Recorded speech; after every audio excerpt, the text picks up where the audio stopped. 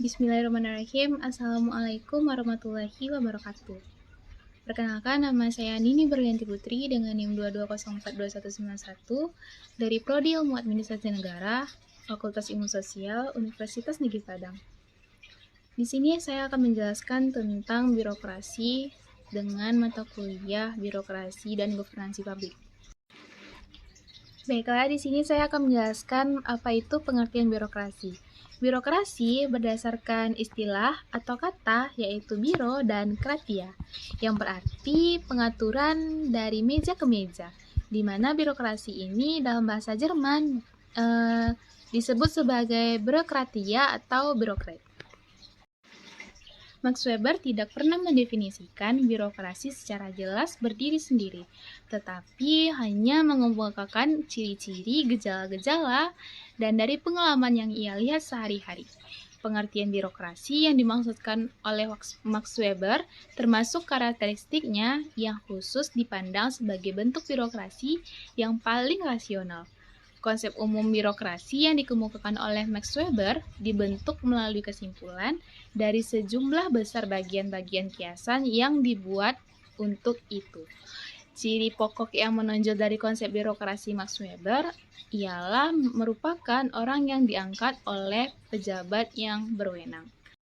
Pendapat Max Weber tentang birokrasi, di mana beliau berpendapat tentang birokrasi rasional, di mana berusaha memisahkan antara kantor dan si pemegang jabatan, kondisi yang tepat untuk pengangkatan dan kenaikan pangkat, hubungan otoritas yang disusun secara sistematik antara kedudukan, hak, dan kewajiban yang diatur dengan tegas. Walaupun Max Weber tidak mendefinisikan secara utuh tentang birokrasi, tetapi dari ciri-ciri yang dia kemukakan dalam berbagai kesempatannya, dapat ditarik kesimpulan bahwa birokrasi adalah suatu badan administratif tentang pejabat yang diangkat dan membentuk suatu hubungan kolektif bagi golongan pejabat itu sebagai suatu kelompok tertentu yang berbeda, yang pekerjaan dan pengaruhnya dapat dilihat dalam organisasi tertentu, khususnya menurut prosedur pengangkatannya. Max Weber memandang birokrasi rasional sebagai unsur-unsur pokok dalam rasionalisasi dunia modern yang baginya jauh lebih penting dari seluruh proses sosial. Sesuai dengan teorinya, Max Weber mengatakan bahwa legitimasi adalah dasar bagi hampir semua sistem. Ia mengemukakan ada 5 keyakinan yang berkaitan dengan otoritas yang sah bergantung pada kelima legitimasi yang secara singkat dapat diuraikan sebagai berikut. Yang pertama adalah bahwa dengan ditegakkannya peraturan yang sah, maka dapat membuat kepatuhan dari para anggota organisasi tersebut. Yang kedua adalah bahwa hukum merupakan suatu sistem aturan abstrak yang diterapkan pada kasus-kasus tertentu, sedangkan administrasi mengurus kepentingan-kepentingan organisasi yang ada di dalam batas-batasan hukum. Yang ketiga, bahwa manusia yang menjalankan otoritas juga mematuhi tatanan impersonal tersebut.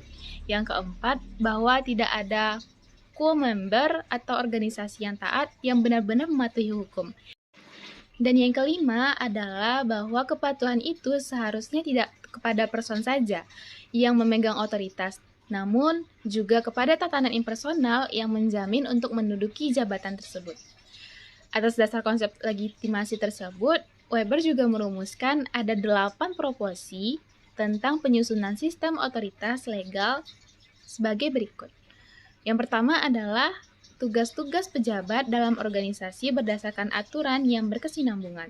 Yang kedua adalah tugas-tugas tersebut dibagi atas bidang-bidang yang dibedakan menurut fungsi masing-masing dan dilengkapi dengan syarat-syarat otoritas serta sanksi-sanksinya. Yang ketiga adalah jabatan-jabatan tersusun secara hierarkis, hak-hak terkontrol, dan komplain di antara mereka terperinci. Yang keempat, aturan-aturan yang sesuai dengan pekerjaan diarahkan baik secara teknis maupun secara legal. Yang kelima, sumber-sumber daya organisasi sangat berbeda dengan yang berasal dari para anggota sebagai individu pribadi. Yang keenam, pemegang jabatan sesuai dengan kompetensinya. Yang ketujuh, administrasi didasarkan pada dokumen-dokumen yang tertulis.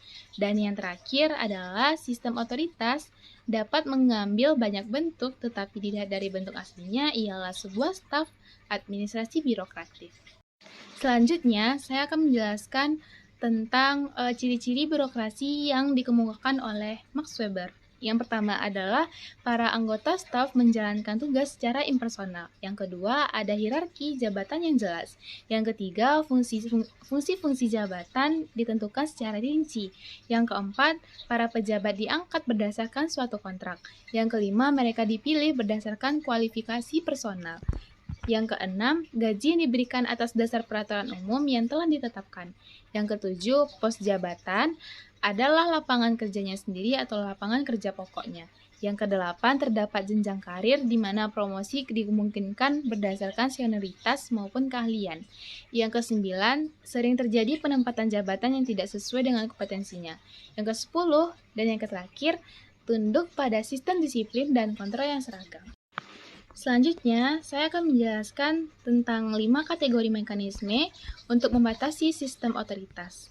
Max Weber memberikan mekanisme untuk membatasi lingkup sistem-sistem otoritas umumnya dan birokrasi khususnya yang dikelompokkan menjadi 5 kategori pokok, yaitu yang pertama adalah kolegialitas, yang kedua adalah pemisahan kekuasaan, yang ketiga adalah administrasi amatir, yang keempat adalah demokrasi langsung, yang kelima adalah representasi atau perwakilan. Selanjutnya, saya akan menjelaskan tentang karakteristik birokrasi. Menurut Max Weber, birokrasi merupakan organisasi yang dibentuk untuk memperlancar aktivitas pemerintahan.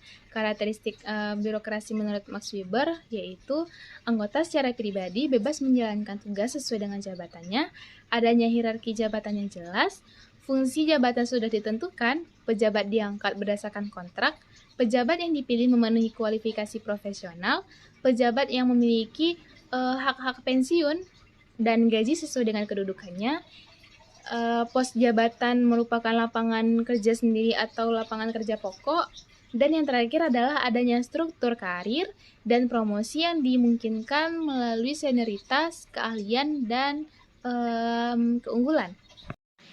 Jadi di sini saya akan membacakan kesimpulannya.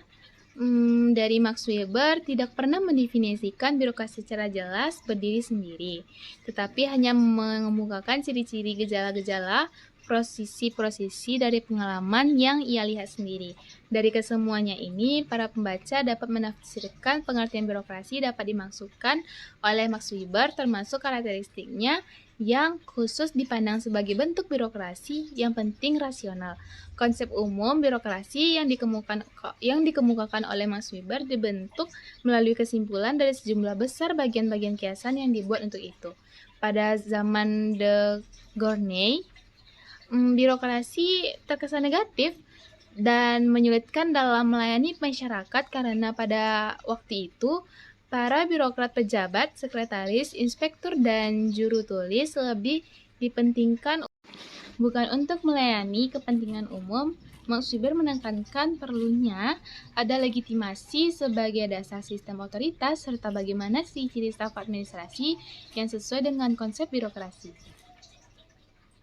Di sini saya sudah selesai menjelaskan bagaimana tentang birokrasi menurut Max Weber dan karakteristiknya. Sekian, terima kasih, semoga bermanfaat. Apabila ada kesalahan saya mohon maaf. Wabillahi taufiq wa hidayah. Assalamualaikum warahmatullahi wabarakatuh.